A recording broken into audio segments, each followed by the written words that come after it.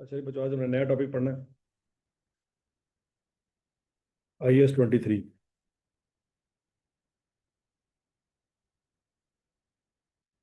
कौन सा टॉपिक पढ़ना है?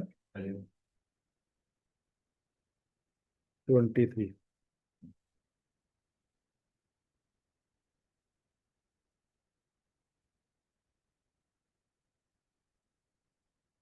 IS-23 पढ़ने से पहले हम थोड़ा सा क्यूएम को रिवाइज करेंगे,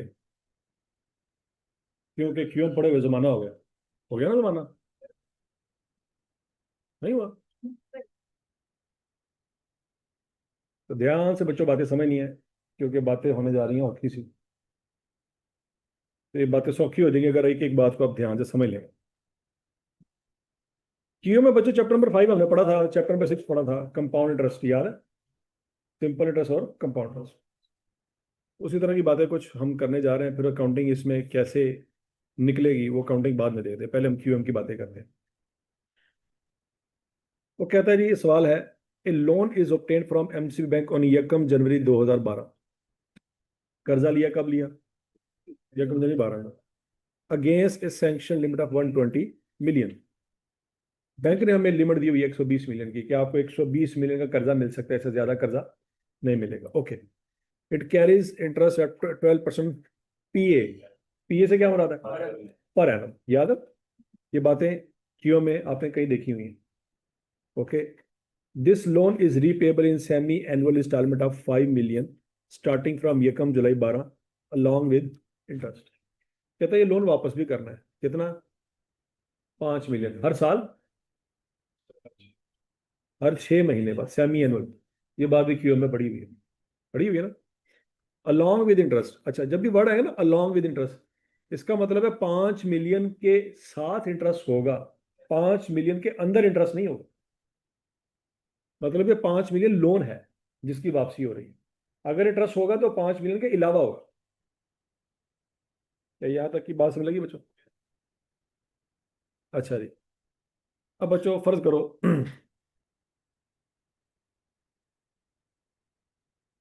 लोन कितना हमारा? 120 मिलियन। किस तारीख को लिया? 1 जनवरी 2012 को लिया। रेट क्या है? 12%। ऐसे ही है। और वापसी, पहली वापसी कब करनी है? 6 महीने बाद। ये डेट नजर आ रही है। कर्जा कब लिया? 1 जनवरी को। वापसी कब करनी है? 1 जुलाई को। तो इसका मतलब है इस 120 मिलियन पे पूरे साल का इंटरेस्ट 12% नहीं लगेगा, क्योंकि 6 महीने बाद आपने पैसे वापस करने। ऐसे ही है ना? तो सूद फिर कितने महीने का पड़ेगा? 6 महीने का। साल का सूद नहीं पड़ेगा। क्यों? क्योंकि 6 महीने बाद पैसे देने हैं। तो हमें सूद 6 महीने का निकालना है कि साल का निकालना है? 6 महीने का निकालना। निकाले जरा, शाबाश, कैलकुलेटर पकड़े। 120 मिलियन पे ले 12%, और उसका करें 6/12।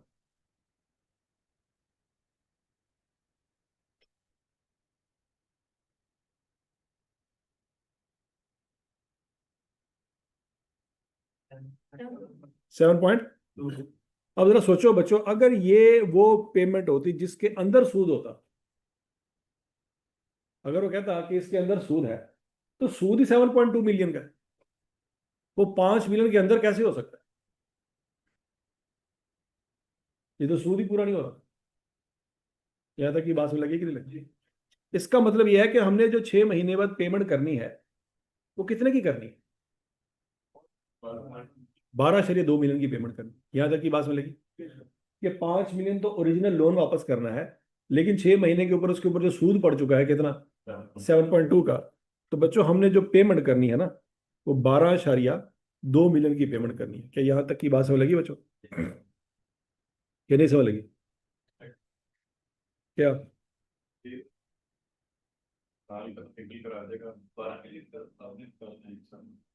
6 महीने का?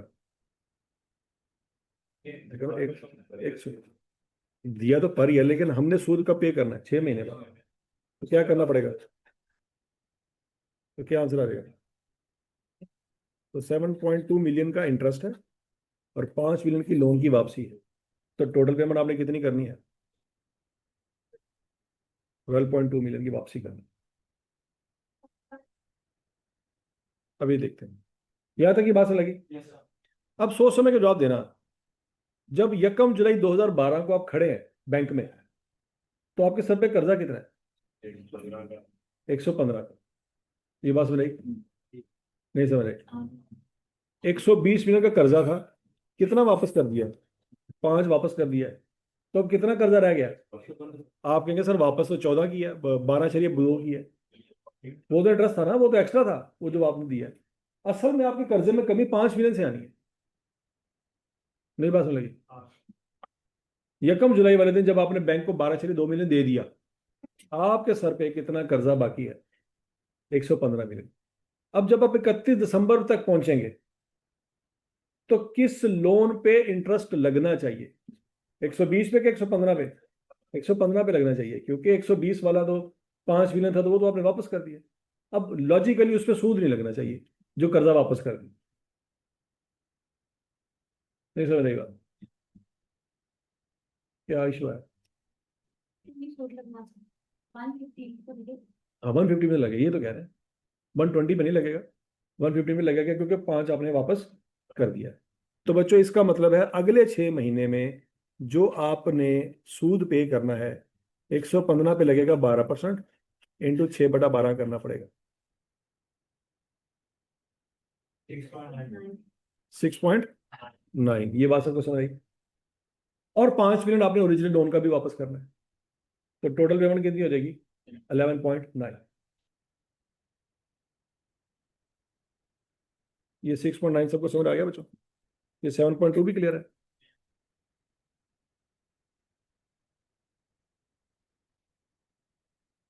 तो क्लियर है सबको? तो बच्चों यकम जुलाई 12 वाले दिन आपने कितने पैसे दिए टोटल बैंक को? 12.2 मिलियन।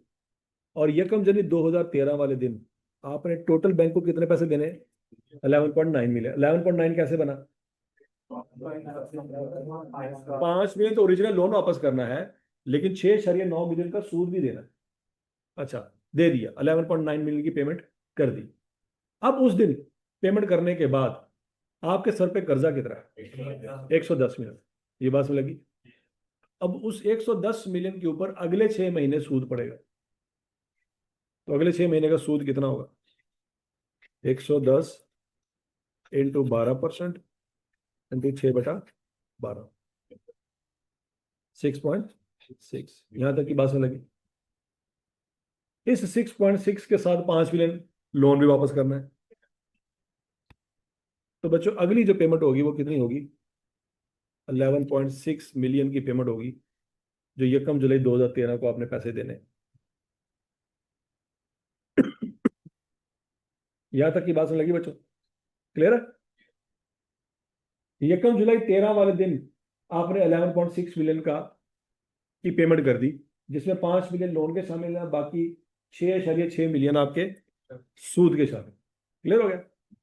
अब यकम जुलाई 13 के बाद यकम जनवरी 14 आनी है, जिसमें आप 5 मिलियन लोन का वापस करेंगे, बाकी सूद देंगे। फिर यकम जुलाई 14 को भी 5 मिलियन लोन का देंगे, बाकी सूद देंगे। फिर यकम जनवरी 15 वाले दिन 5 मिलियन लोन का देंगे, बाकी सूद देंगे। ये डायग्राम सबको समझ आ गई या इसमें कोई मसला है? क्लियर है? अब हमने देखना है कि हमारे सवाल की रिक्वायरमेंट क्या है। हमारे सवाल की रिक्वायरमेंट ये है कि calculate the amount of interest expense for the year ended 30 June 2013। उसने साल का सूद मांगा है कि 6 महीने का? उसने साल का मांगा है। ठीक है। और फिर हमने देखना है कि हमारा साल शुरू कब हो रहा है, खत्म कब हो रहा है। अकाउंटिंग में साल क्या हमेशा यकम जनवरी से शुरू होता है? नहीं। अकाउंटिंग में जो साल शुरू होता है उसका क्यूएम से कोई लेना देना नहीं है। नहीं बात लगी? क्यूएम में जब हम सवाल करते हैं तो हम नहीं देखते कि अकाउंटिंग ईयर का साल कब शुरू हुआ था। उस वक्त ये बहस ही नहीं थी हमारी। हम चूंकि अब अकाउंटिंग पढ़ रहे हैं, अकाउंटिंग पढ़ते वक्त हमने अकाउंटिंग के साल का ख्याल रखना है। क्यूएम वाला नहीं देख रहा कि क्यूएम में ये कर्जा कब लिया। तो अकाउंटिंग का साल खत्म हो रहा है 30 जून 2013 पे, तो सवाल ये शुरू कब होगा?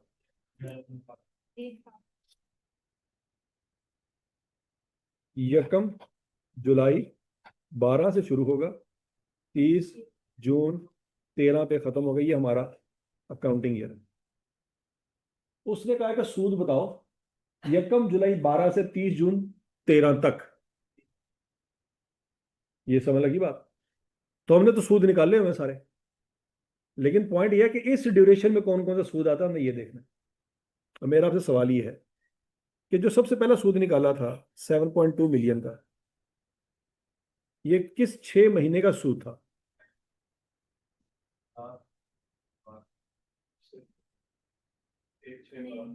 कब से कब तक का सूद था? है तो ये 6 महीने का, वो कौन से 6 महीने हैं?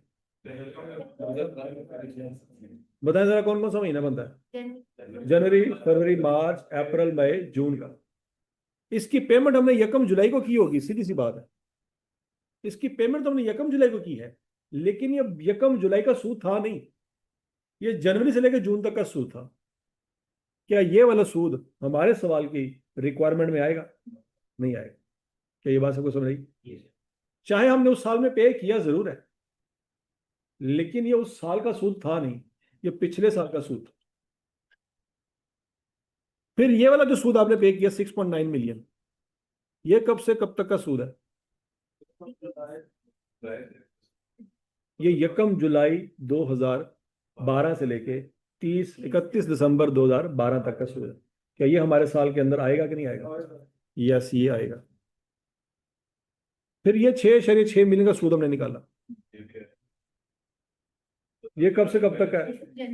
यकम जनवरी 13 से लेके 30 जून 13 तक का सूद है। और हमारे साल के अंदर ये वाला सूद और ये वाला सूद रेलिवेंट है, ये वाला रेलिवेंट नहीं। तो बच्चों, अकाउंटिंग में हमने ये देखना है कि सूद किस ड्यूरेशन का है, हमने ये नहीं देखना कि पे कब की है। क्यों? क्योंकि इंट्रोडक्शन टू अकाउंटिंग में हमने पढ़ा था क्रूअल कंसेप्ट, कि सूद बनता तो है लेकिन पे नहीं कर पाए, तो कोई मसला नहीं, बनता तो है, एक्सपेंस तो आएगा चाहे पे नहीं किया। समझ लगी? ये इसकी पेमेंट हमने इस साल में की है, लेकिन ये बनता नहीं है इस साल का, ये पिछले साल का एक्सपेंस बन। और समझ लगी बात की? तो बच्चों, क्या हम ये कह सकते हैं कि हमारा इस साल का जो एक्सपेंस है,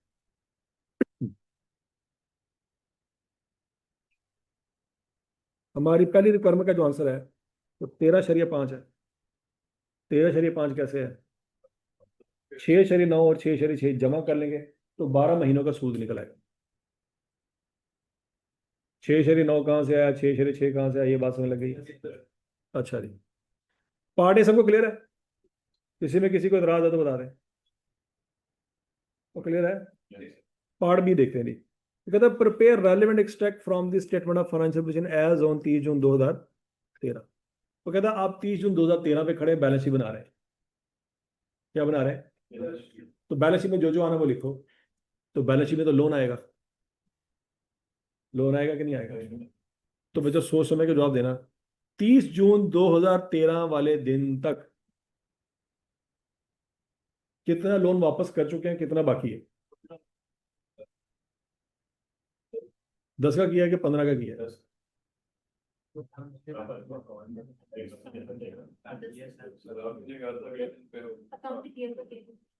देखो, हर 6 महीने के शुरू में पे होना है लोन।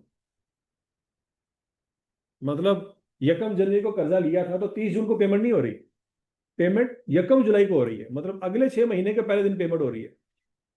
समझ लगी है? पहली पेमेंट पिछले साल के एंड पे नहीं हुई, अगले साल के पहले दिन हुई है। तो सोच समझ के जवाब देना। हम 30 जून 13 पे खड़े हैं, कितनी पेमेंटें कर चुके हैं? 2 की है कि 3 की? पहली पेमेंट कब की है? यकम जुलाई 12 को। दूसरी पेमेंट कब की है? यकम जनवरी 13 को। तीसरी पेमेंट कब करनी थी? यकम जुलाई 13 को। लेकिन हमारा साल उससे एक दिन पहले खत्म हो रहा है। हमारा साल कब खत्म हो रहा है? 30 जून। तो अगली तीसरी पेमेंट की नौबत अभी नहीं आई। तीसरी पेमेंट अगले दिन की सुबह को होनी है, हम उसे एक दिन पहले ही हमारा साल खत्म होगा। तो इसका मतलब है बैंक को हमने कितनी पेमेंटें की हैं? 2 पेमेंटें, 5-5 मिलियन सूद के अलावा। तो इसका मतलब है 30 जून 13 वाले दिन हमारे सर पे टोटल कर्जा कितना होगा? 110 में। क्या ये बात समझ आई है? क्लियर है? अच्छा, इसके 2 टोटे करने हैं, करंट पोर्शन और नॉन करंट पोर्शन। इस 110 मिलियन में से कितने मिलियन है जो अगले 12 महीनों में पे हो जाएंगे? 10 मिलियन, 5-5 मिलियन की 2 किस्तें। और बाकी 100 मिलियन ऐसा है जो अगले साल के बाद पे हो। लॉजिक समझ आ रही है? तो बच्चों हम अपनी बैलेंस शीट में इस 110 मिलियन के दो टोटे करेंगे। 100 मिलियन का टोटा अलहदा और 10 मिलियन का टोटा अलहदा। टोटल 110 ही बात। यहां तक कोई मसला समझ आइए? चलिए समझ आइए, आइए समझ। लेकिन एक और चीज भी है कि 30 जून 2013 तक सूद बनता तो होगा लेकिन पे नहीं किया होगा, वो भी आपके सर पे लाइबिलिटी है। 30 जून 13 तक सूद बनता तो है लेकिन पे होना है यकम जुलाई 13 वाले दिन, जो साल का बिल्कुल अगला अगला दिन है। तो वो सूद जो बनता तो है लेकिन पे नहीं किया, वो आपकी लाइबिलिटी है, वो भी बैलेंस शीट में आनी चाहिए। Introduction to accounting, accruals and prepayments, याद है कुछ कुछ? वो सैलरी जो बनती तो है लेकिन पे नहीं की, उसको बैलेंस शीट में सैलरी पेबल के नाम से लिखा करते थे। वो बिजली का बिल जो बनता तो है, पे नहीं किया, वो इलेक्ट्रिसिटी बिल पेबल के नाम से बैलेंस शीट में करंट लाइबिलिटी में आया करता था। तो वही पॉइंट यहाँ पे है कि वो सूद जो बनता तो है लेकिन पे नहीं किया, वो बैलेंस शीट में आएगा लाइबिलिटी के तौर पर। लेकिन सवाल ये है, कौन सा सूद है जो बनता तो है लेकिन पे नहीं किया? आपके सामने तीन सूद है, 7.2, 6.9 और 6.6। ये बात याद रखनी है। इसके बारे में क्या ख्याल है? ये बनता भी है और पे भी हो चुका है, उसकी टेंशन नहीं है, 6.6 की टेंशन। कि 6.6 बनता था लेकिन पे नहीं कर पाए, बिल्कुल अगले दिन पे कर देंगे, लेकिन अभी तो नहीं ना पे किया, अभी तो लाइबिलिटी है। तो बच्चों 6.6 को यहाँ पे हम क्या करेंगे? इंटरेस्ट पेबल के नाम से बैलेंस शीट में रिकॉर्ड करेंगे। समझ लगी? अच्छा, अब बच्चों अगर हमने इसकी अकाउंटिंग एंट्रियां सीखनी हो तो अकाउंटिंग एंट्रियां भी सीख सकते हैं। फॉर एग्जाम्पल, यकम जनवरी 13 वाले दिन आपने पेमेंट की होगी 11.9 मिलियन। अगर आप क्या पूछ रहे, भैया एंट्रियां पास करो, अभी तो नहीं पूछा, लेकिन अगर वो पूछ ले तो फिर जब आप यकम जनवरी 13 वाले दिन पेमेंट करेंगे, कितनी पेमेंट करेंगे? सॉरी, 11.9 मिलियन की पेमेंट करें। तो बच्चों क्या करेंगे, कैश या बैंक क्रेडिट करेंगे 11.9 मिलियन से, क्योंकि ये सच्ची मुच्ची वो पैसे होंगे जो हमने बैंक को पकड़ाए होंगे। लेकिन उसमें लोन में कमी कितनी आएगी? 5 मिलियन से। और बाकी सूद में इजाफा होगा कितने से? 6.9 मिलियन से। ये एंट्री समझ आ गई? इसमें कोई इतराज किसी को? Interest expense debit, loan debit और कैश क्रेडिट, ये पैसे में दिए यकम जनवरी 13 वाले दिन। और यकम जुलाई 13 वाले दिन कितने पैसे दिए थे?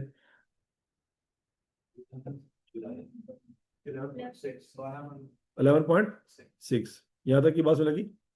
लेकिन चूंकि वो अगला साल है, वो कौन सा साल है? अगले साल की एंट्री थोड़ी करेंगे, हमने तो पिछले साल के एंड तक 30 जून तक देखना है ना। तो 30 जून तक हम जो एंट्री करेंगे बैठ के, वो इंटरेस्ट एक्सपेंस की करेंगे जो बनता तो है लेकिन पे नहीं कर पाए, उसकी क्या एंट्री करेंगे? इंटरेस्ट एक्सपेंस डेबिट और इंटरेस्ट पेएबल कितने से? 6.6। क्या लॉजिकली बात समझ आई? फिर जब यकम जुलाई 13 का दिन आएगा और जब हम पे एंट्री कर रहे होंगे, तो बच्चों क्या एंट्री पास करेंगे? Interest payable debit. अब एक्सपेंस डेबिट नहीं होगा, क्यों? क्योंकि एक्सपेंस पिछले साल का था, वो पिछले साल में एक्सपेंस रिकॉर्ड कर चुके हैं, अगले साल दोबारा एक्सपेंस रिकॉर्ड नहीं करेंगे। उसकी जगह फिर क्या डेबिट करेंगे? Interest payable debit, loan debit और कैश क्रेडिट। क्या ये तीनों एंट्रियां समझ आ गई?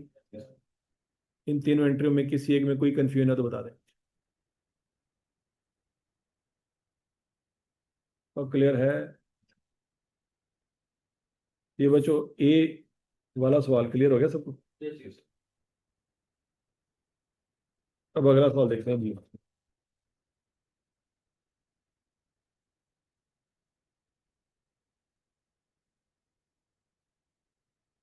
अब ध्यान से बड़ा सवाल। A loan is obtained from Citi bank limited on यकम जनवरी 2013। कब कर्जा लिया? कितना कर्जा लिया? 50 लाख का। कहता है it carries interest at the rate of 0.23 पर थाउजेंड पर डे। इस तरह का सवाल आपने क्यू में किया हुआ, आपको याद नहीं है, लेकिन अगर आप कहते हैं तो मैं याद करा देता हूँ कि 0.23 पर थाउजेंड पर डे। ठीक है ना, नहीं याद आ रहा, ਤੁਹਾਨੂੰ मैं याद करावांगा, तुझे टेंशन नहीं लेनी, टेंशन तो नहीं लेनी, मेरे होते हुए टेंशन नहीं लेनी।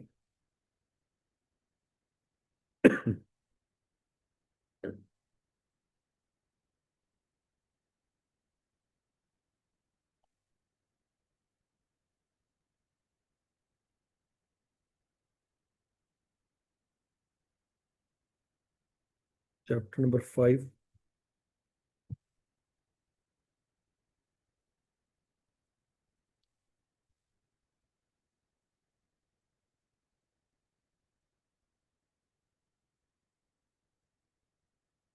मुक्कर नहीं दूंगा किसी को।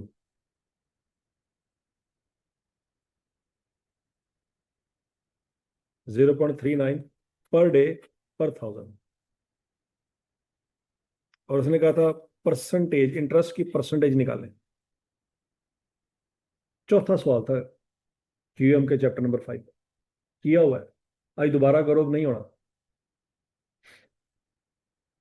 अल्हम्दुलिल्लाह क्यूएम पास है ना, सवाल करो। है बुढ़े हो गए हो।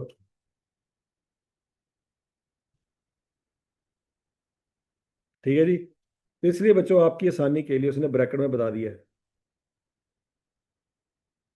8.395% पर एनम। कि परेशान ना हो, नहीं निकला तो कोई टेंशन वाली बात, निकलना चाहिए था क्योंकि आप पढ़ के आए हैं, लेकिन उनको पता लगा कि नहीं भाई, रोजाना नए मसले होते हैं, पुराने कौन याद रखे, तो लिहाजा बता दिया गया कि रेट क्या है जी, 8.395%। अच्छा जी आगे चलते हैं। It is repayable in monthly instalment of 1 lakh रुपया स्टार्टिंग फ्रॉम यकम April 2013 along with interest. Along with interest से क्या मुराद है बच्चों, 1 लाख के अलावा है। अगर 1 लाख के अंदर सूद होता तो बच्चों लिखा होता इंक्लूडिंग इंटरेस्ट, अलॉन्ग विद का लफज ना होता। समझ लगी बात की। अच्छा, अब जरा ध्यान से मेरी बात का जवाब देना बच्चों। हमने कर्जा लिया कब था, और पहली किस्त देनी कब है, तो कितने महीनों का सूद देना पड़ेगा इकट्ठा, 6 महीने का, 3 महीने का, जनवरी का, फरवरी का और मार्च का, 3 महीनों का सूद इकट्ठा निकाल के देना पड़ेगा। तो मुझे बच्चों 3 महीनों का सूद बता सकते हैं।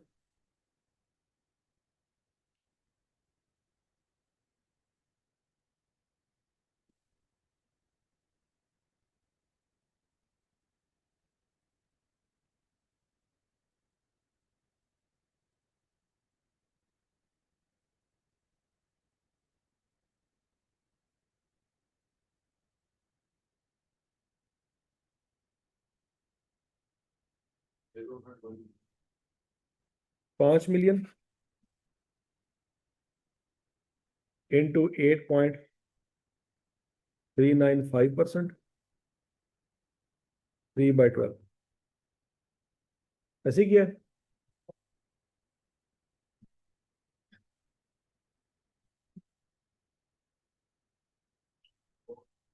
तो 1 लाख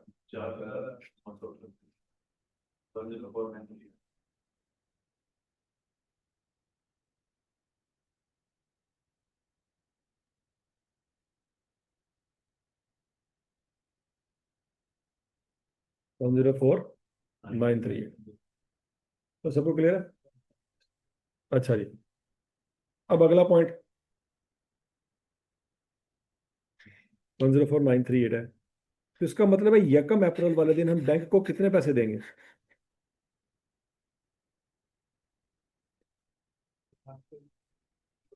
2,04,938 देंगे। क्या ये बात सबको समझ आ गई। लाख रुपया तो लोन की वापसी है ना, और 1,04,938 तो सूद है। वो उसके अलावा है। अच्छा, अब अगली पेमेंट कब करनी है बच्चों? अगली पेमेंट यकम जुलाई को करनी है। हाँ। सर ये मंथली पेमेंट लिखे हम तो 3 महीनों की दे रहे हैं। हाँ। ये वाला जमा हो चुका होगा, हैं? 3 लाख जमा हो चुका होगा, मंथली इंस्टॉलमेंट 1 लाख है, हम तो 3 माह की जमा कर पा रहे हैं। अंग्रेजी ध्यान ना पड़ो, अंग्रेजी। It is repayable in monthly instalments of 1 lakh, एक महीने की 1 लाख का स्टार्टिंग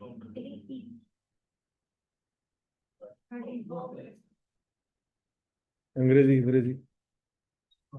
तो अगली पेमेंट कब करनी है बच्चों? अगली पेमेंट यकम मई को करनी है। पढ़ लो।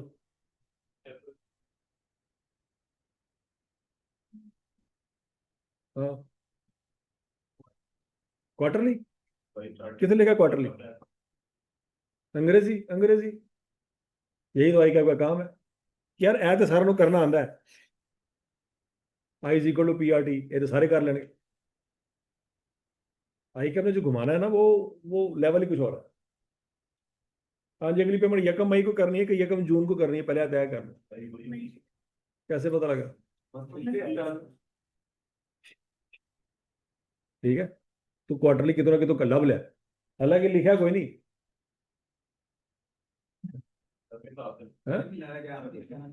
हैं? हाँ, यही तो आई का कमाल है। मतलब अगर वो कर रहा था कभी यकम जनवरी को कर्जा लिया, यकम फरवरी को पहली पेमेंट करनी है, तो ये तो सबने कर लेना। उसने जानबूझ के क्या लिखा कि यकम अप्रैल को पहली पेमेंट करनी, ताकि लेजेंड्स आइडेंटिफाई कर। ये अल्ट्रा प्रो मैक्स लेजेंड है, इनको जरा साइड पे कर दो। अब बच्चों, सूद जो यकम मई को पे करेंगे, 3 महीनों का पे करेंगे, 1 महीने का पे। समझ आ गई बात? तो किस वैल्यू पे सूद लगेगा? ये 49 लाख कैसे बना? 1 लाख रुपया यकम अप्रैल को वापस कर। अब आपके दिमाग में यार सर वापस तो 2 लाख किया, वो तो सूद था। सूद लोन में से माइनस नहीं होता, लोन की पेमेंट लोन में से माइनस होती है। ये बात सबको समझ आती? तो 49 लाख पे लगाएंगे बच्चों 8.395%, इंटू क्या करेंगे, 1/12 करेंगे, तो सूद निकल आएगा 34,280। यहाँ तक की बात समझ। तो जो पेमेंट करनी है यकम मई को कितनी करेंगे? 1,34,280। क्लियर हो गया? यकम जून को जो सूद पे करेंगे, कितना पे करेंगे?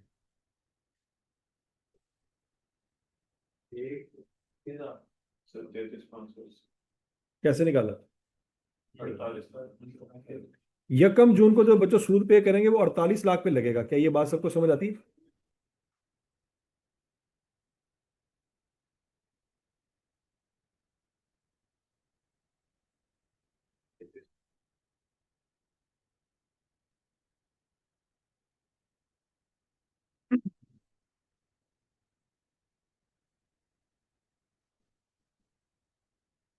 $33,580।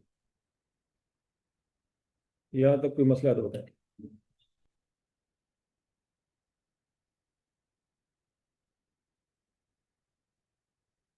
और क्लियर है? यकम जुलाई को जो पेमेंट करेंगे उसमें कितना सूद होगा?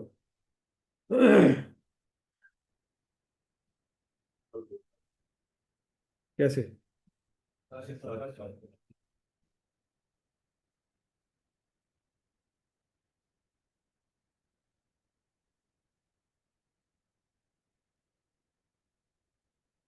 क्या से रहेगा? 880। हाँ भैया, सारे सूद समझ आते हैं कि नहीं समझ आते?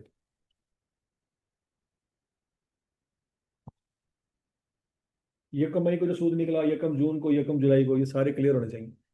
इनमें से किसी एक पे भी कोई इतराज है तो बता दें।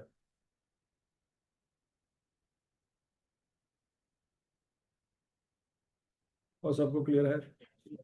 अब सवाल उसका ध्यान से सुने और उसका जवाब आपने ध्यान से देना है। उसने कहा जी calculate the amount of interest expense for the year ended 30 June 2013। पहले सवाल को समझे फिर जवाब देना। क्या कह रहा है?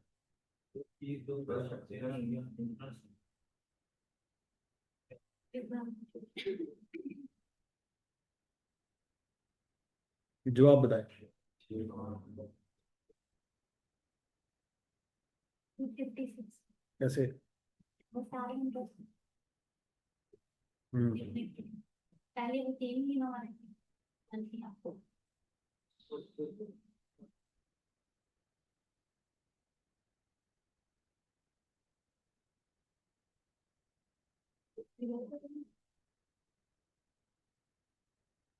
तो ये आएगा हम्म 1,72,700। हाँ हाँ। सोचो सोचो सोचो सोचो।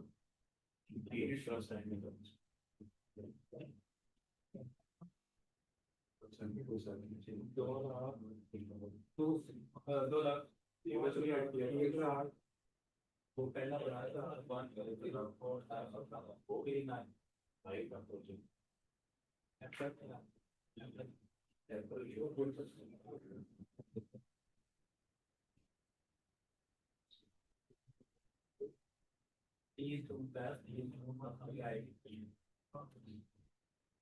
अपने पेमेंट अमाउंट वो तो अगले साल हाँ जी।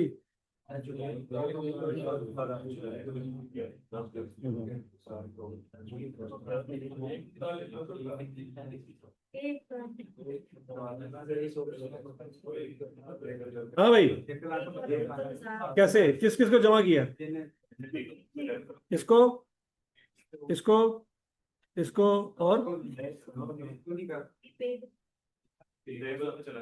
अच्छा हौसला हौसला हौसला। एक्सपेंस का मतलब क्या होता है? जिसकी पेमेंट हो जाए, जो इनकर हो जाए। हाँ, ये जो 1,04,938 है, ये कौन कौन से महीने इसमें शामिल है? जनवरी, फरवरी और मार्च, ऐसे ही है। ये किस महीने का सूद है? आवाज नहीं आई। ये अप्रैल का है और ये मई का है और ये जून का है। सोच लो सोच लो। हाँ, पे तो जुलाई में कर रहे हैं, लेकिन खर्चा किस महीने का है? क्या जिस महीने में पे करते हैं उस महीने का खर्चा होता है? Accruals and prepayments, introduction to accounting, paper pass है, बेड़ा गर्क। अभी तो मैंने ऊपर पढ़ाया है। क्या कि हमने ये नहीं देखना कि सूद पे कब किया है, हमने ये देखना है कि किस साल का है। वो जिस साल का है उस साल में खर्चा आएगा। पेमेंट पे नहीं देखेंगे सूद कब पे किया। वो लाइबिलिटी से तो जाएगा तो प्रॉफिट लॉस भी तो जाएगा कि नहीं जाएगा? केड़ा ऐ नहीं जाएगा प्रॉफिट लॉस, है ना? क्यों नहीं जाएगा? वाह, क्या बात है। अगर हमने कर्जा लिया, 2 साल सूद पे ही नहीं किया, तो प्रॉफिट लॉस में 1 रुपया भी नहीं जाएगा। पे ही नहीं किया। नहीं नहीं, मैं वैसे एग्जांपल दे रहा हूँ। कर्जा लिया, 2 साल पे ही नहीं किया, तो सूद 1 रुपया भी नहीं जाएगा प्रॉफिट लॉस में। पे तो किया ही नहीं, लाइबिलिटी चला गया, प्रॉफिट लॉस नहीं जाएगा ना। क्या नहीं जाएगा? पेमेंट तो की थी कोई नहीं। ये तो तू हमें कह रहा है।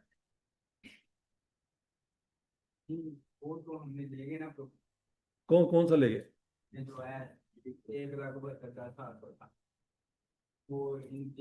इन तीनों को कर दिया। जून का कितने है? ले गए तो प्रॉफिट लॉस नहीं लेके जावांगे हैं? पे नहीं ना किया। यही तो मैं कह रहा हूँ, पे नहीं किया तो नहीं लेके जाएंगे ना। आपने कर्जा लिया, 2 साल सूद पे ही नहीं किया, प्रॉफिट लॉस में लेके जाएंगे कि नहीं लेके जाएंगे? ऐसे तो कहना है यार। वही तेरा तेरा कंसेप्ट भी मैं तेरे को पूछ रहा। एक कर्जा लिया, 2 साल तक कर्जा आपके सर पे चढ़ा रहा, आपने 1 रुपया भी पे नहीं किया, तो क्या 2 सालों में जो सूद आपके ऊपर पड़ रहा है वो प्रॉफिट एंड लॉस में जाएगा कि नहीं जाएगा? वो जाएगा, ऐ नहीं जाएगा। वो क्यों जाएगा? क्योंकि उसको जाना चाहिए। ये क्यों नहीं जाएगा? क्योंकि पे नहीं किया। यार दोनों गल्ला एक को साथ कैसे कर लेंदा है? तो बोल। 30 जून 2025 ये तुम्हारा ईयर एंड है, ठीक हो गया? तुमने रेंट पे करना है हॉस्टल का 25,000 रुपया। किस महीने का? जून के महीने का पे करना है। लेकिन जून में तुम्हारे पास पैसे नहीं थे, तुम्हारे पास पैसे आए 5 जुलाई वाले दिन। तो 5 जुलाई वाले दिन तुमने 50,000 रुपया पे किया। क्यों? 1 जून का रेंट, 1 जुलाई का रेंट। कितने पैसे पे किए तुमने? 50,000।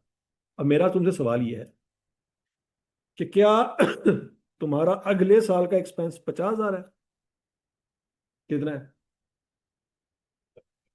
पिछले साल का एक्सपेंस कितना है? पे तो किया ही नहीं।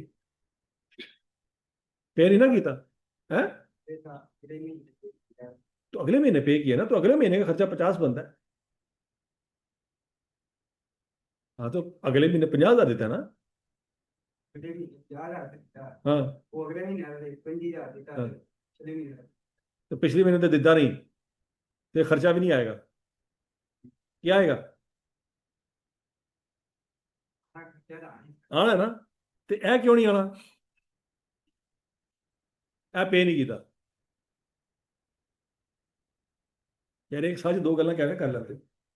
ऐ खर्चा आना है, भावे पे नहीं किया, लेकिन वो नहीं आना। क्यों? क्योंकि पे नहीं किया।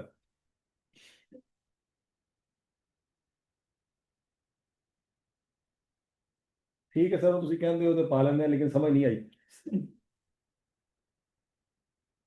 देखो वही बात है, पहले ये तय कर लो ना, महीने तय कर लो। ये किस, ये कितने महीनों का इंटरेस्ट है? 3 महीनों का कि 4 महीनों का? 3 का। कौन कौन सा? जनवरी, फरवरी, मार्च। लेकिन पेमेंट कब की है? अप्रैल में। तो इसमें अप्रैल का 1 रुपया भी शामिल नहीं है। क्या ये बात समझ आती? पहले एनु सोच ले तसल्ली ना।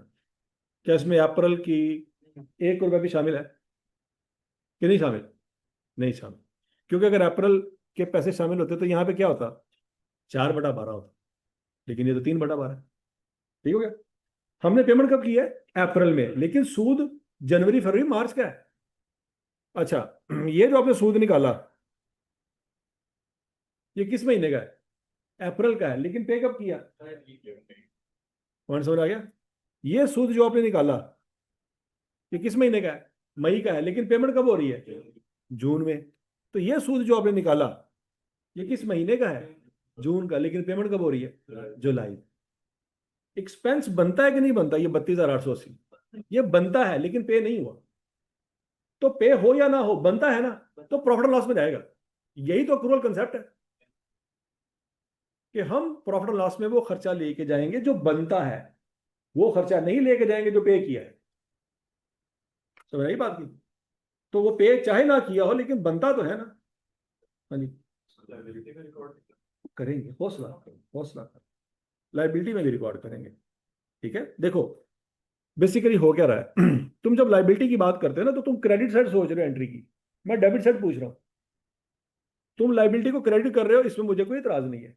मैं तो तुमसे पूछ रहा हूँ डेबिट क्या करना है। तुम कह रहे हो सर जी 32,880 को हम इंटरेस्ट पेएबल बना रहे हैं। मैं क्या बनाओ 100, इसमें मुझे कोई इतराज नहीं है। मैं तो ये पूछ रहा हूँ इस एंट्री में डेबिट क्या होना है? तो डेबिट क्या होना है?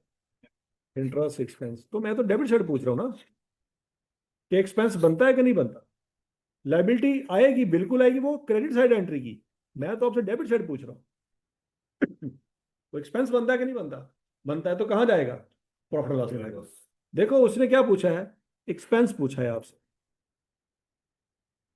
तो वो लाइबिलिटी बनता है या नहीं बनता, वो क्रेडिट साइड है एंट्री की। वो आपसे डेबिट साइड पूछ रहा है एंट्री। अच्छा, ऊपर वाली तीनों सूरतों में वो 1,04,000, 34,280, 33,580, उन तीनों सूरतों में भी तो एक्सपेंस ने डेबिट होना है, लेकिन क्रेडिट क्या होना है? क्रेडिट होना कैश, क्योंकि वो पे कर चुके, ये पे नहीं किया। यहाँ पे डेबिट तो एक्सपेंस नहीं होना ही होना है, लेकिन क्रेडिट पेएबल नहीं होना है। ये वाली वैल्यू जानी है बैलेंस शीट में, और ये वाली वैल्यू कहाँ जानी है? प्रॉफिट एंड लॉस में।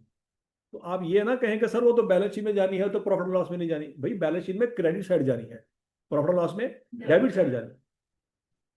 आपके दिमाग में ये है कि सर जो बैलेंस शीट में लेके जाएंगे वो प्रॉफिट एंड लॉस में नहीं जाएगी, और जो प्रॉफिट एंड लॉस में लेके जाएंगे वो बैलेंस शीट में नहीं जाएगी। नहीं, ऐसी बात नहीं है।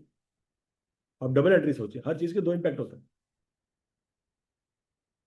तो समझ आ गई बात की? तो बच्चों मुझे बताओ, प्रॉफिट एंड लॉस में कितना एक्सपेंस जाना है? 1,04,938 वो वाला, 34,280 ये, फिर 33,580 और 32,880 ये भी आना है। तो बच्चों प्रॉफिट एंड लॉस में कितना एक्सपेंस आना है जी? 2,05,677। चेक कर।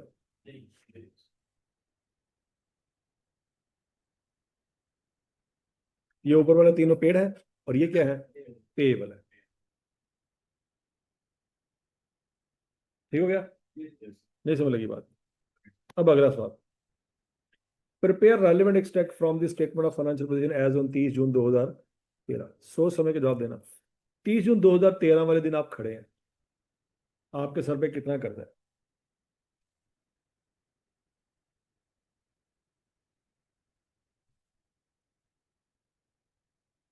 हाँ।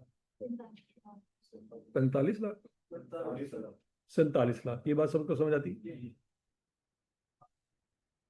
देखो अप्रैल में आपने ₹1,00,000 पे किया, मई में ₹1,00,000 पे किया, और जून में ₹1,00,000 पे किया। जुलाई वाला भी रहता है, जुलाई वाला तो पे ही नहीं किया, क्योंकि हम 30 जून पे खड़े हैं।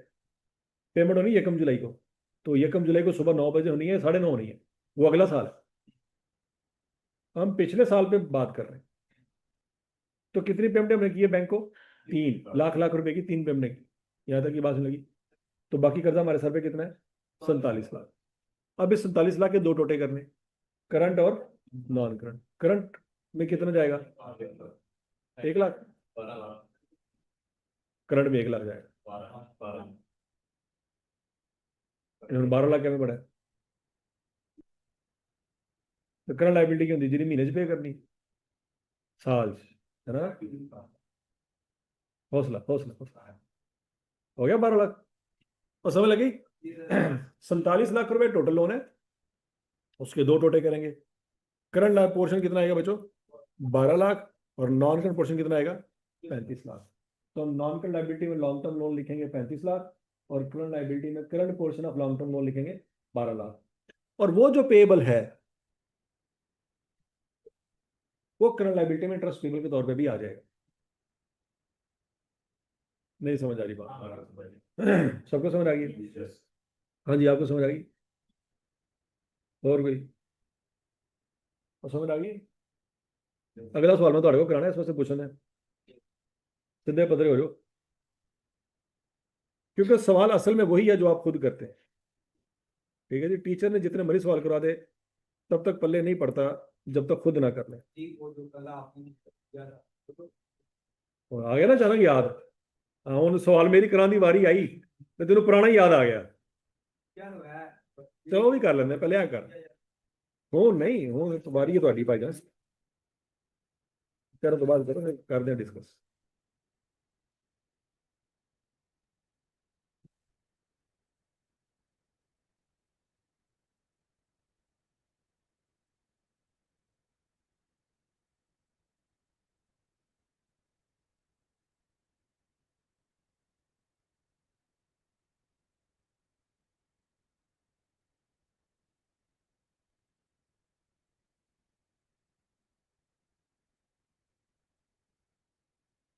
हाँ जी,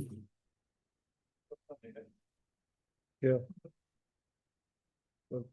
कंपनियां भी तो देखो ना, कंपनियां कह रहा समोसे पकौड़े बेचन नहीं है, कंपनियां भी तो अरबों की डीलें कर रही होंगी ना। देखो जिस कंपनी ने 30% मार्जिन कमाना है, उसके लिए 10% सूद तो है ही कुछ नहीं।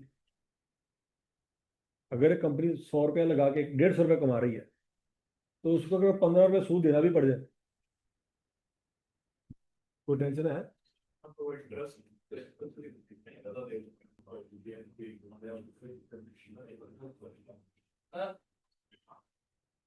ना भाई नहीं आ रहा हो गया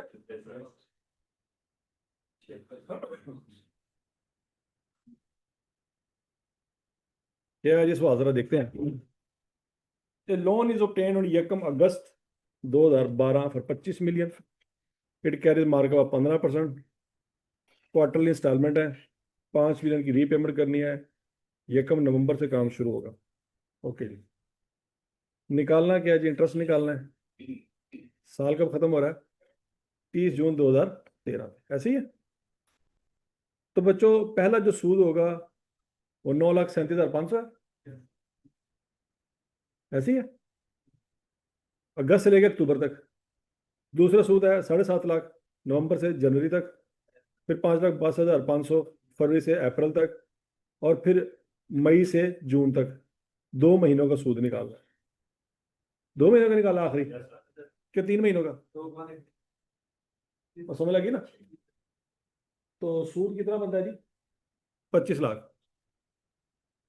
1 अगस्त से लेकर 30 जून तक का सूद जो बनता है 25 लाख बनता है।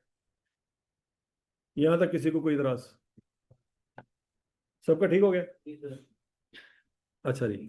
अब आगे इसने क्या मांगा है? एक स्टेट्स बनाओ 30 जून 2013 वाले दिन। तो 30 जून 2013 तक कितनी पेमेंटें हो चुकी हैं? 3 पेमेंटें हो चुकी हैं। पहली पेमेंट कब हुई? 1 नवंबर को। दूसरी पेमेंट कब होनी है? 1 फरवरी को। तीसरी पेमेंट कब होनी है? 1 मई को। तो टोटल कर्जा कितना रह गया पीछे? 10 मिलियन। और वो 10 मिलियन के टोटे होने हैं दो?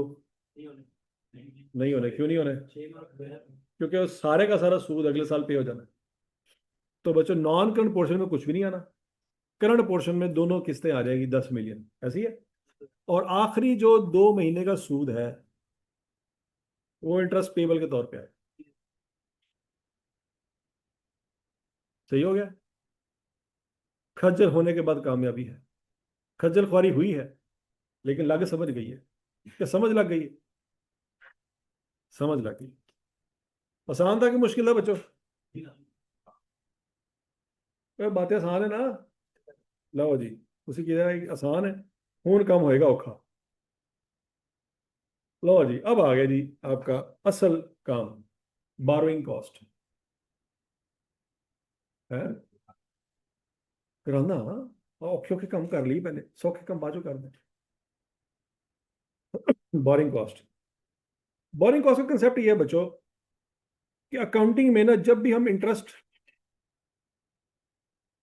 का नाम लेते हैं ना तो दिमाग में आता है एक्सपेंस। दिमाग में क्या आता है? एक्सपेंस। अगर तो पेमेंट कर दी है तो कैश क्रेडिट कर देंगे, ऐसे ही ना? अगर तो इंटरेस्ट की पेमेंट कर दिया तो बच्चों क्या क्रेडिट कर देंगे? कैश। लेकिन अगर पेमेंट नहीं की तो फिर क्या करेंगे? पेबल को क्रेडिट कर देंगे। लेकिन इंटरेस्ट हमेशा एक्सपेंस के तौर पे प्रॉफिट एंड लॉस में जाएगा। ये बात हमारे दिमाग में बैठी हुई है। इंट्रोडक्शन टू अकाउंटिंग में भी हमने यही पढ़ा था और आज भी हमने यही पढ़ा। यहां तक की बात समझ लगी?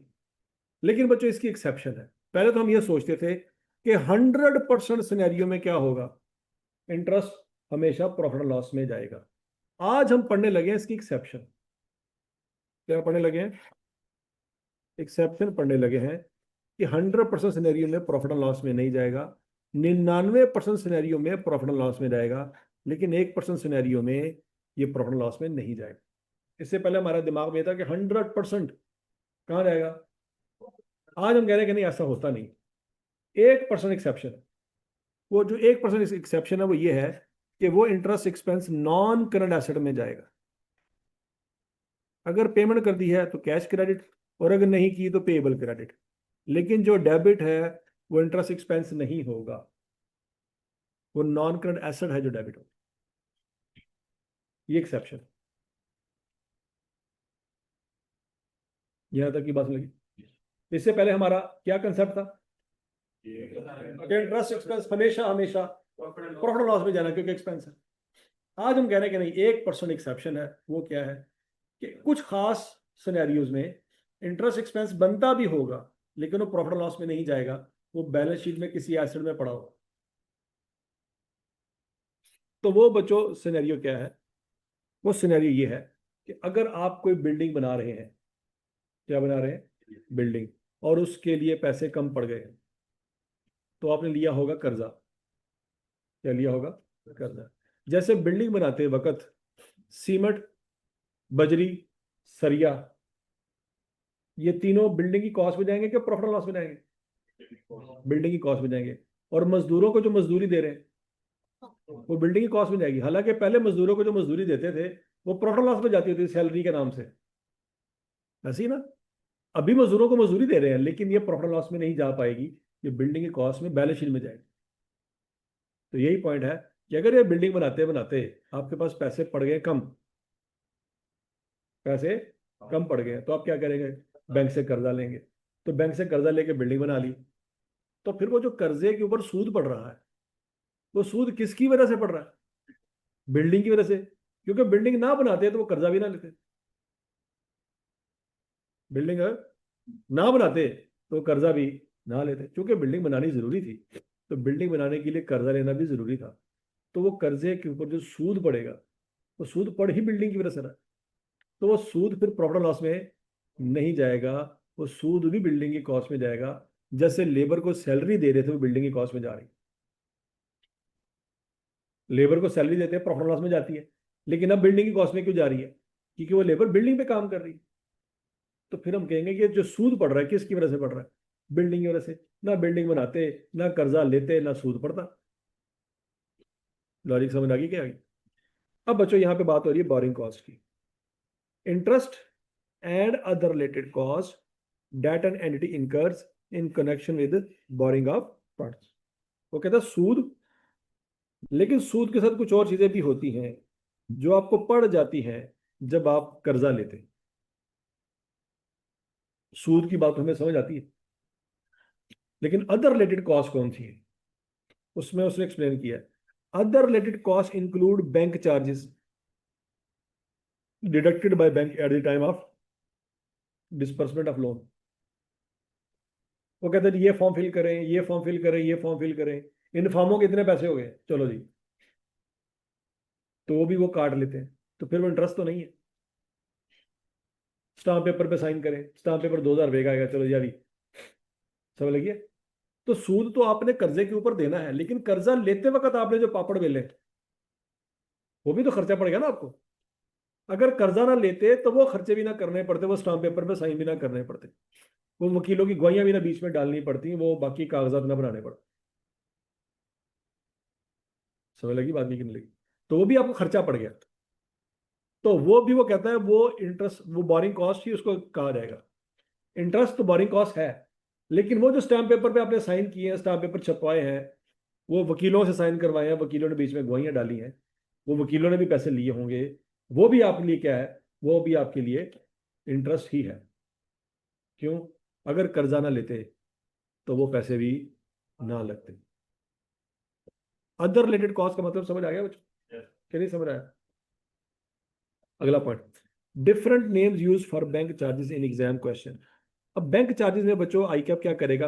वर्ड बैंक चार्जेस यूज नहीं करेगा, उसके लिए कुछ और नाम यूज करेगा, लेकिन आपको पता चल जाना चाहिए कि बैंक चार्जेस ही हैं। कौन कौन से? अरेंजमेंट फी, लोन प्रोसेसिंग चार्जेस, या कमिटमेंट फी। इस तरह के वर्ड आई कैप यूज करेगा। इसका मतलब बैंक चार्जेस ही हैं और इसका मतलब बोरिंग कॉस्ट ही है। क्या बोरिंग कॉस्ट में सिर्फ सूद आता है? क्या आता है? अदर रिलेटेड एक्सपेंस में क्या शामिल है? Bank charges. बैंक चार्जेस के कौन कौन से नाम है? अरेंजमेंट फी, लोन प्रोसेसिंग चार्जेस, कमिटमेंट फी। आई कैप इनमें से कोई वर्ड यूज करेगा तो आप पहचान जाना कि ये किसकी बात हो रही है। क्लियर? अच्छा जी। Different type of borrowing, long term loan, कर्जा ले लिया 10 साल बाद वापस करेंगे, ये long term loan. Short term loan, कर्जा ले लिया 6 महीने बाद वापस करेंगे, तो ये कौन सा लोन है? शॉर्ट टर्म लोन है। या शॉर्ट टर्म रनिंग फाइनेंस या बैंक ओवरड्राफ्ट, कर्जा ले लिया महीने बाद वापस कर देंगे, जैसे क्रेडिट कार्ड होता है, कर्जा ले लिया महीने बाद वापस कर देंगे, ये क्रेडिट कार्ड है। समझ लगी बात? अच्छा जी, सम इंपॉर्टेंट अकाउंटिंग एंट्रीज। वो कहता है देखो जी, आपको पैसों की जरूरत है, आपने बिल्डिंग बनानी है, तो किसकी जरूरत है? पैसों की जरूरत है। तो आप पैसे ले सकते हैं, शेयर कैपिटल इशू कर दें। क्या इशू कर दें? अब मार्केट में शेयर इशू करें तो पैसे आएंगे कि जाएंगे? तो कहते हैं आप कैश को डेबिट करोगे और शेयर कैपिटल को, तो पैसे आप यहाँ पे से जो इकट्ठे कर सकते हो कि नहीं कर सकते? लॉजिक समझ आ गई ना? भाई बिल्डिंग बनानी है, पैसे नहीं है, तो बैंक में जरूर जाना है। क्या करो? शेयर इशू कर दो, तो पैसे आ जाएंगे, बिल्डिंग बना लेना। लॉजिक समझ आ गई? अच्छा, लेकिन जिन लोगों को शेयर इशू किया है, अल्लाह वास्ते इशू किया है, जिन लोगों को शेयर इशू करके पैसे इकट्ठे किए हैं और बिल्डिंग बना ली है, क्या वो अल्लाह वास्ते उन्होंने आप लोग पैसे दिए हैं? नहीं। वो आपसे साल बाद एक्सपेक्ट कर रहे हैं कुछ, क्या आप प्रॉफिट कमाएंगे, उस प्रॉफिट में से हमें भी कुछ हिस्सा देंगे। ठीक है जी बच्चों? तो वो क्या है, आप उसको डिविडेंड देंगे। क्या देंगे? तो डिविडेंड बच्चों डेबिट और पेएबल क्रेडिट। यहां तक की बात समझ लगी? अच्छा, और जब पे कर देंगे तो फिर क्या एंट्री करेंगे बच्चों? Dividend payable debit cash credit. हजम शुद्ध। अब ये जो डिविडेंड आपने पे किया है, इसने आपके प्रॉफिट को कम कर दिया है।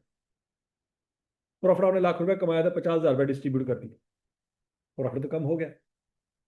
तो कम क्यों हुआ? क्योंकि आपने लोगों को शेयर इशू करके पैसा इकट्ठा किया। पैसा को इकट्ठा किया था बिल्डिंग बनाने के लिए। तो सवाल यह है कि ये जो डिविडेंड आपने उन लोगों को दिया है, क्या ये भी बोरिंग कॉस्ट है? सोचो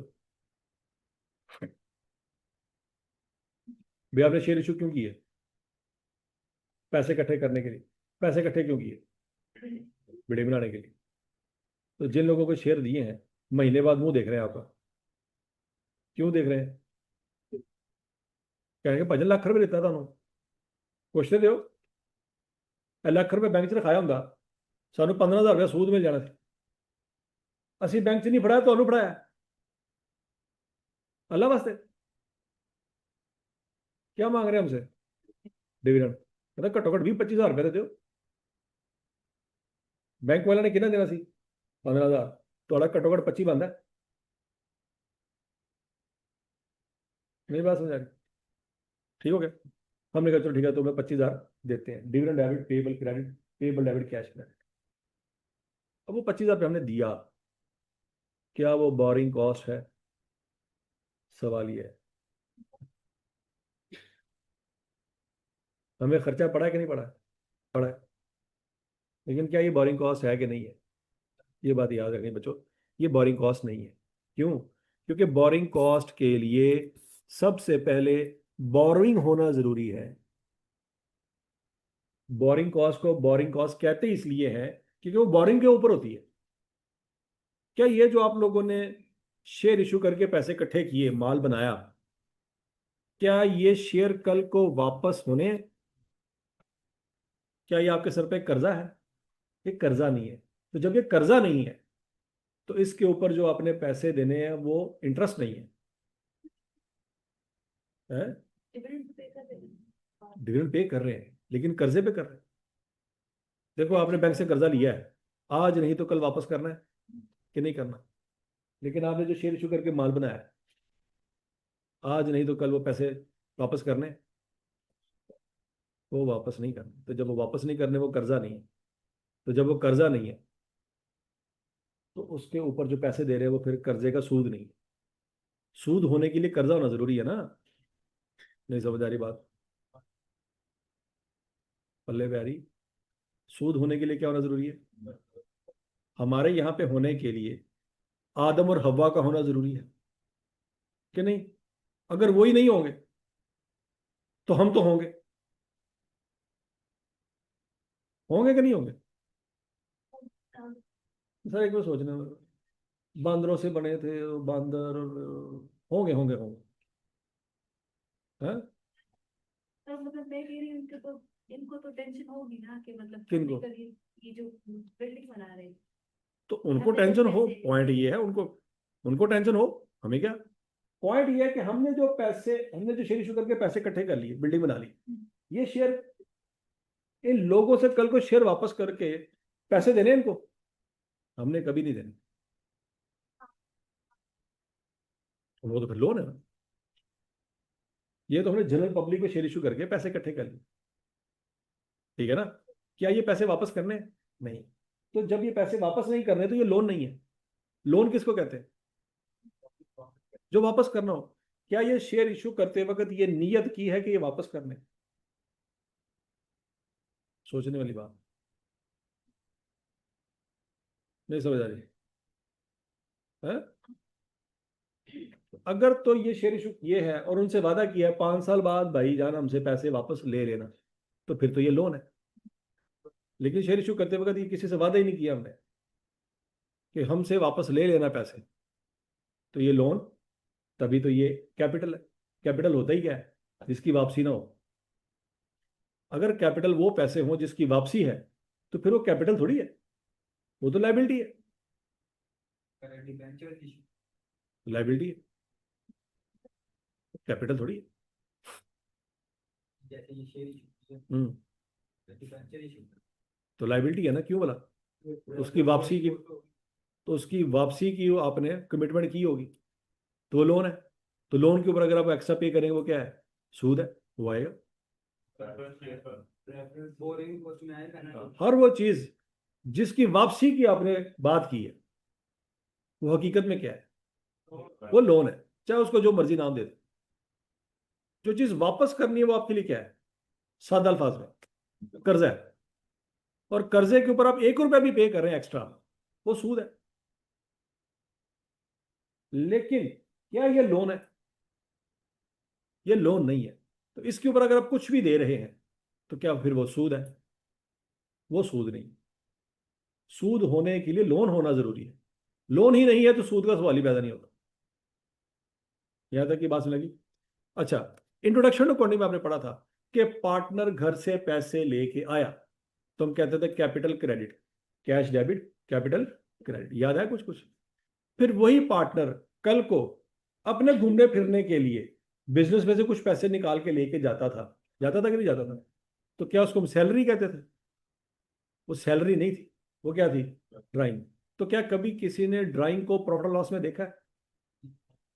ड्राइंग का प्रॉफिट लॉस में, सारे खर्चे प्रॉफिट लॉस में होते हैं, ड्राइंग नहीं होती। इसका क्या मतलब है? क्या ड्राइंग एक एक्सपेंस है? ड्राइंग एक्सपेंस नहीं है। मालिकों को जो पैसे देते हैं वो एक्सपेंस नहीं होता। तो जिनको शेयर का कैपिटल इशू किया ये मालिक है। तो मालिकों को अगर आपने पैसे दिए हैं, इंट्रोडक्शन टू अकाउंटिंग में इसको ड्राइंग कहा करते थे। ये जो डिविडेंड है, इंट्रोडक्शन टू अकाउंटिंग में इसको क्या कहा करते थे? ड्राइंग। तो drawing is not an expense. चूंकि ड्राइंग एक्सपेंस नहीं है तो लिहाजा वो सूद भी नहीं है। सूद होने के लिए एक्सपेंस होना जरूरी है ना? नहीं बात लगी? Dividend is not an expense, instead it is a deduction from retained earning just like drawing which are deducted from capital. याद है कुछ कुछ? वो कहता है dividend is just like drawing. जैसे ड्राइंग कैपिटल में से माइनस होती है, ऐसे डिविडेंड आपकी इक्विटी में से माइनस होती है। हजम शुद्ध।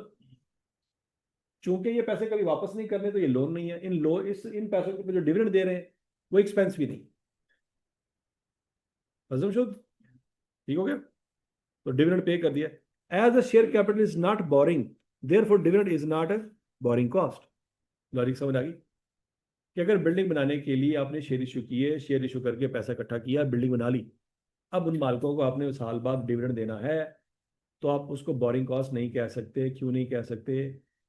क्योंकि वो बोरिंग थी ही नहीं।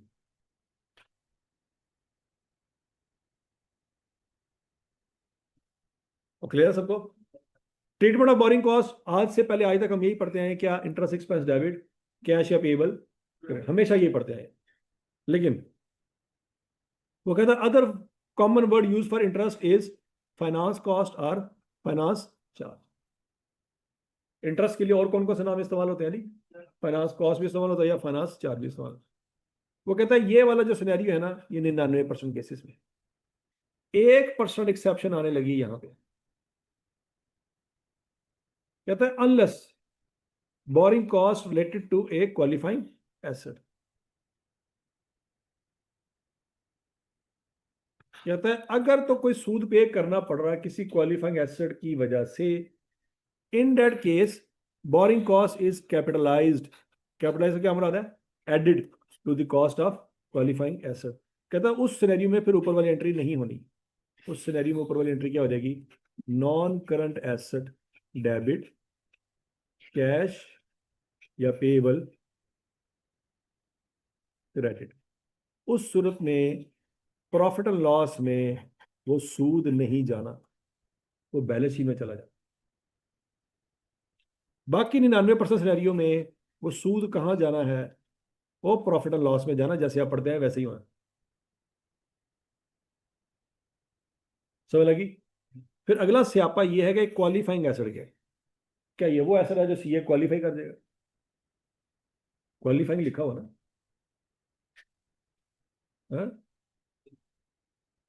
क्वालिफाइंग एसेट से क्या हो रहा था? उसकी डेफिनेशन नीचे लिखी हुई है। क्वालिफाइंग एसेट वो एसेट होता है जिसको तैयार होने में काफी टाइम लगेगा। काफी टाइम कितना होगा स्टैंडर्ड नहीं बताया, लेकिन हम अपना एक एस्टिमेट अंदाजा कह सकते हैं कि कम से कम 6 महीने। ऐसा एसेट जिसको तैयार होने में कितने महीने लग जाए? कम से कम 6 महीने लग जाए, उसको हम कहते हैं कि ये क्वालिफाइंग एसेट है। तो मिलेगी, आपने गाड़ी लेनी है 50 लाख रुपए की, पैसे कोई नहीं, कर्जा ले लिया 50 लाख रुपए का बैंक से, जाके गाड़ी ले ली। गाड़ी आ गई आपके पास, शोरूम में गए, चाबी घुमाई, गाड़ी स्टार्ट होगी, आप गाड़ी लेके आप घर ले आए। तो वो जो 50 लाख रुपए का कर्जा लिया उसके ऊपर महीने बाद या 2 महीने बाद या साल बाद जो सूद पे करना है, क्या वो सूद गाड़ी की कॉस्ट में जमा होगा कि नहीं होगा? नहीं होगा। क्यों नहीं होगा?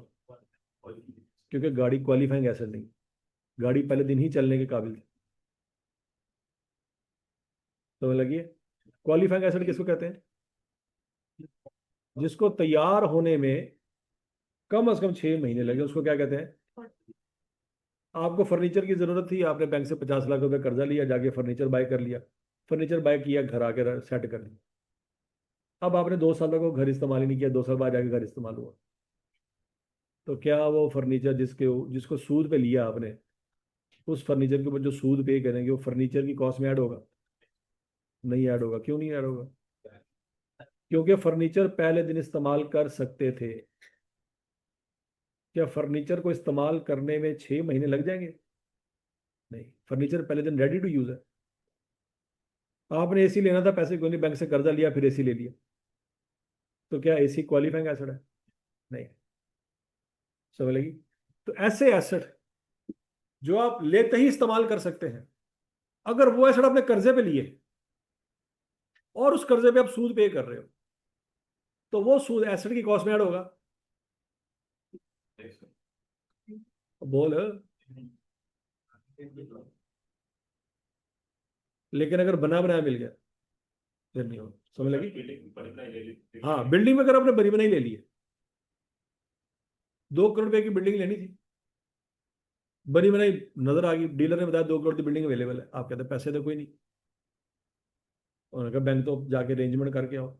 हमने बैंक वाले से बात की, उन्होंने कहा ठीक है 2 करोड़ रुपए आपको कर्जा दे रहे थे। समझ लगी बात की? बस इतने तोले सोना और जमीन का कागज जमा कराओ।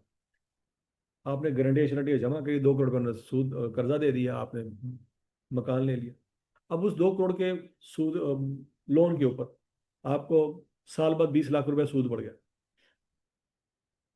तो क्या वो सूद बिल्डिंग की कॉस्ट में जाएगा? नहीं जाएगा। क्यों नहीं जाएगा? क्योंकि बिल्डिंग बनी बनाई थी। तो इसका मतलब है कौन सा सूद बिल्डिंग की कॉस्ट में जाएगा, कौन सा सूद बिल्डिंग की कॉस्ट में नहीं जाएगा? अगर उसको बना रहे हैं और बनाते बनाते कितना टाइम लग जाए, 6 महीने, तो उसके ऊपर आने वाला सूद बिल्डिंग की कॉस्ट में जाएगा। लेकिन अगर वो बिल्डिंग बनी बनाई थी, वो फर्नीचर बना बनाया था, वो गाड़ी बनी बनाई थी, वो प्लाट बना बनाया था, और वो चीजें आपने कर्जे पे ली, तो उस कर्जे पे आने वाला सूद उस प्लाट में बिल्डिंग में शामिल नहीं होगा। हाँ डेफिनेट, ये तो मिनिमम टाइम है। बैंक को इंसान थे। बैंक को आप ना भी बताएं, उनको तो नहीं पता लगेगा, लेकिन हमें तो पता लगे ना, हम तो अकाउंटेंट है ना, हमने छुपा के क्या करना। नहीं समझ आ रही डॉक्यूमेंटेशन टाइम कौन सी डॉक्यूमेंटेशन परचेज हो जाना है? अगर एक बिल्डिंग बनी बनाई परचेज करे डॉक्यूमेंटेशन टाइम लगेगा तो ऑनर तो नहीं, वो अवेलेबल फॉर यूज है कि नहीं, पॉइंट ये सर भाई तो ऑनरशिप में तो नहीं है है। ऑनरशिप में तो नहीं है देखो जी, आपने फर्ज करो जी, यकम जनवरी को लोन ले लिया 20 मिलियन का, ठीक हो गया। आपने यकम जनवरी को बिल्डिंग बाय करनी थी, बनी बनाई, लेकिन नहीं कर सके, को फटे पड़ गए। यकम सितंबर को जाके आपको बिल्डिंग मिल गई, बिल्डिंग मिल गई, आप पोजेशन मिल गई। तो क्या यकम जनवरी से यकम सितंबर तक का जो टाइम गुजरा, उस पे जो सूद आया, आप ये समझते हैं कि वो सूद बिल्डिंग की कॉस्ट में जाना चाहिए? वही पॉइंट है ना, डॉक्यूमेंटेशन में टाइम लग गया, ओके। जनवरी को बिल्डिंग मिलनी चाहिए थी, नहीं मिली, सितंबर में मिली। अब तो सर क्वालिफाइंग डेफिनेशन के साथ तो ये है भाई हमें तो कौन सा पूछना है टाइम मार्क तो क्रॉस कर दिया नहीं, टू गेट रेडी, ये पहले दिन रेडी थी, वो पहले दिन रेडी थी। आपको मिली है वो लदा छापा है, लेकिन वो आपके लिए पहले दिन से रेडी थी। जैसे ही आपको पोजीशन मिलनी है, आपने बिल्डिंग में शिफ्ट हो जाना। नहीं बात समझ, आपने कर्जा लिया, गाड़ी ले ली, गाड़ी तो बिल्कुल रेडी है, बस आपने चाबी घुमानी, गाड़ी स्टार्ट हो जाएगी। अब आपसे चाबी नहीं घूम रही, चाबी आपकी घूमी है जाके सितंबर में। तो आप देखें सर, वो गेट रेडी तो सितंबर में हुई है ना, नहीं वो रेडी थी, आपके बाजू में दर्द थी कि चाबी नहीं घुमा सके। ताकि अगर कोई बिल्डिंग हम खुद मैन्युफैक्चरिंग करें तो तकरीबन कोई 4-5 माह लगे वो भी नहीं आया हो 6 माह से ज़्यादा ही हो ठीक है जी, एक अप्रोक्सीमेट टाइम है, अकाउंटेंट्स ने, बड़े लोगों ने तय किया हुआ है, क्या जी, कम से कम 6। ठीक है जी। अच्छा जी, कहते हैं एसेट, फिर जो क्वालिफाइंग एसेट, उसमें कौन कौन सी कैटेगरी आ सकती हैं? टेंजिबल एसेट भी आ सकते हैं, बिल्डिंग, इनटेंजिबल एसेट भी आ सकते हैं। कोई सॉफ्टवेयर बना रहे हैं, सॉफ्टवेयर बनाने में 6 महीने लग गए, तो अगर कोई सॉफ्टवेयर बना रहे हैं उस पर 6 महीने लग गए और उसके चाहिए थे पैसे, आपने बैंक से कर्जा लिया, तो उस कर्जे पे जो सूद पे करेंगे वो सॉफ्टवेयर की कॉस्ट में जाएगा। समझ लगी? अब यहाँ ना कहना सर अगर सॉफ्टवेयर लेने लगे थे, लेकिन वो लेते लेते 6 महीने लग गए, तो भाई वो सॉफ्टवेयर ले रहे थे, मतलब बना बनाया था, तो लगी, आपने बनाया नहीं था। एसेट फॉर सेल, अगर आप बिल्डिंग बना बना के बेच रहे हैं, आप मलक रियाज हैं, और आप क्या कर रहे हैं, प्लाजा बना के उसमें अपार्टमेंट बेच रहे हैं, प्लाजे को बनाने में लग गया साल, क्या लग गया, और आपने कर्जा लेके प्लाजा बनाया। तो अगर आपने कर्जा लेके प्लाजा बनाया था, उस कर्जे के ऊपर जो सूद होगा वो प्लाजे की कॉस्ट में शामिल होगा कि नहीं होगा? होगा। क्यों बोला? बना रहे थे, इस बार तो कारोबार है, लेकिन उसने बनाया है, उसने, पॉइंट यह कि आपने कंस्ट्रक्शन किया कि नहीं की, चाहे उसका कारोबार है, वो इन्वेंट्री के तौर पे, वो इन्वेंट्री की कॉस्ट में चला जाएगा। वो 10 साल का पड़ेगा, जिस साल बिल्डिंग बनी है तो कर्जा 10 साल के लिए लिया हो। हाँ, जब बिल्डिंग बन गई उसके बाद अगर आप जानबूझ के कर्जा वापस नहीं कर रहे, तो उसमें बिल्डिंग का कसूर तो नहीं है ना, बिल्डिंग जब मुकम्मल होगी खत्म। नहीं बात लगी? आपने कर्जा लिया 2025 में, बिल्डिंग पे लगाया, बिल्डिंग रेडी होगी, अब 2075 आ गया, कर्जा ही वापस नहीं किया तुसी, और बिल्डिंग बन बना के इस्तेमाल हो के टूट गई, खत्म हो गई बिल्डिंग, कर्जा वापस नहीं आया, तो क्या पूरी जिंदगी कर्जा बिल्डिंग के पास में जमा करते रहेंगे? नहीं, जब तक बिल्डिंग बनाने तक आना था खर्चा, जब बन गई रुक गया कर्जा, उसके ऊपर अगर आपने सूद पे किया है वो बिल्डिंग कॉस्ट में जाएगा। उसके बाद 100 साल तक का सूद पे कर रहे हो, तो बिल्डिंग का पे कर रहे हो, वो अपनी नाअहली का पे कर रहे हो, कि आप इतने नाअहल थे कि कर्जा ही वापस नहीं कर पाए, तो बिल्डिंग का उसमें कोई कसूर नहीं। नहीं बात हो जाएगी। ठीक है, चलो जी बच्चों, आज के लिए इतना ही काफी है, कल इंशाल्लाह से आगे कंटिन्यू करें।